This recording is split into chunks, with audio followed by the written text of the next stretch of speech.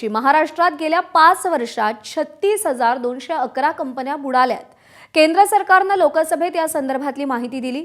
ठाकरे गटाचे खासदार राजाभाऊ वाजेंनी प्रश्न विचारला होता। मुंबईमध्ये सर्वाधिक 12,009 तर पुण्यामध्ये 6,433 कंपन्या बंद पडलेल्या आहेत। ठाणे जिल्ह्यातही 5 वर्षात 4,704 उद्योगांना टाळं लागलेलं आहे।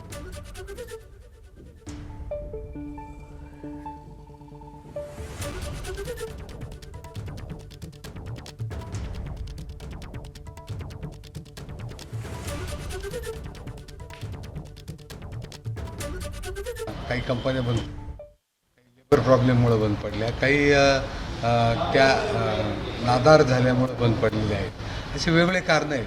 परंतु धक्कादायक गोष्ट अशी आहे की मी त्याच्यात एक प्रश्न विचारला होता की किती कामगारांच्या उपजीविकेवर याचा परिणाम झालेला आहे।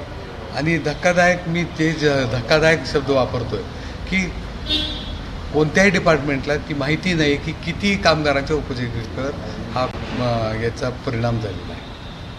हजारो कंपन्या असतील तर लाखोमध्ये हे कामगार असतील असं म्हणायचं? हो, लाखोमध्ये कामगार असतील। 36,000 कंपन्या 5 वर्षात बंद पडल्या आणि किती कामगारांच्या उपजीविकेवर प्रश्न निर्माण झाला आहे तर त्याची आकडेवारी कुणाकडेही नाही।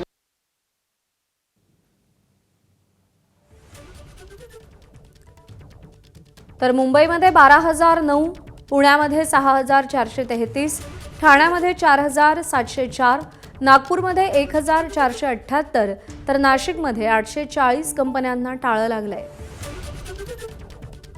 रायगडमध्ये 822, छत्रपती संभाजीनगरमध्ये 654, कोल्हापूरमध्ये 429, अहिल्यानगरमध्ये 308 तर सोलापूरमध्ये 262 कंपन्यांना टाळं लागलंय।